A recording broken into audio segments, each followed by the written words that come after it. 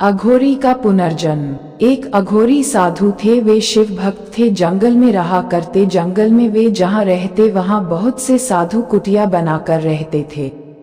मैं जिन साधु की बात कर रहा हूँ वे साधुओं में अपना प्रमुख स्थान रखते थे। इनको शिव दर्शन भी हो चुका था।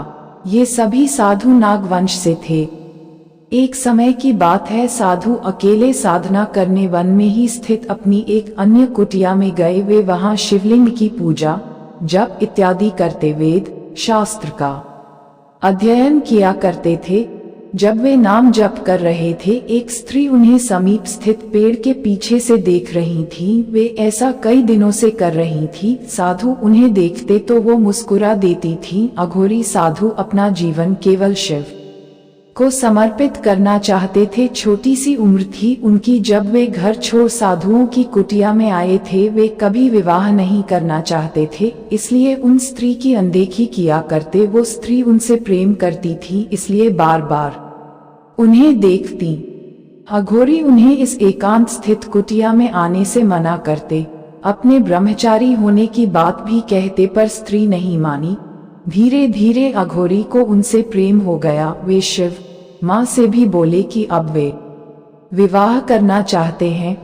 दोनों एक दूसरे से बात करने लगे। एक दिन साधु उनके घर गए। वे भी नागन्या थी, इसलिए उनका घर नगर नहीं वन में था। उनके माता पिता से उनका हाथ मांग शादी कर लिए। समय बीतता गया।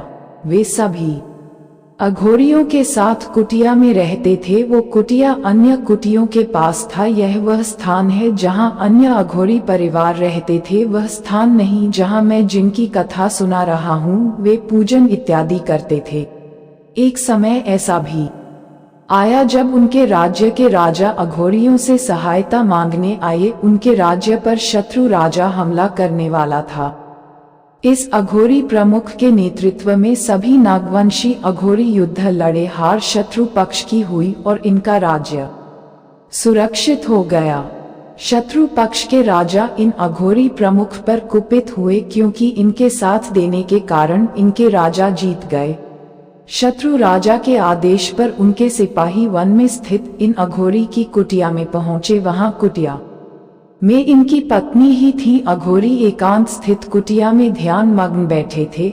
उनकी पत्नी से उनका पता पूछने पर वो नहीं बताई, जिसके कारण खंजर उनके पेट में भोंक हत्या कर सिपाही चले गए। अघोरी यह जान बहुत दुखी हुए। वे पूरी तरह टूट गए। जीने की इच्छा भी शेष न रही। जब साधु कुछ दिन बाद उन्हें ढूंढते हुए कुटिया पहुंचे तो अघोरी अपना बचाव भी न किए और उनकी मृत्यु हो गई। उनका पुनर्जन्म हुआ सब कुछ तो नहीं, किंतु अपनी मृत्यु, प्रेम, विवाह, पत्नी की मृत्यु, युद्ध, शिव दर्शन ये उन्हें याद था। उन्हें बहुत स्त्रियां पसंद किंतु वो किसी के न हुए। एक बार जब वे ओम नमो नारायणाय जप रहे थे, स्वतः ध्यान में शिवलिंग, शिव मूर्ति इत्यादि दिखने लगा। ओम नमः शिवाय जपने की एक इच्छा सी होने लगी। वे जपते चले गए। इस प्रकार उनको शिव ने अपनी ओर खींचा।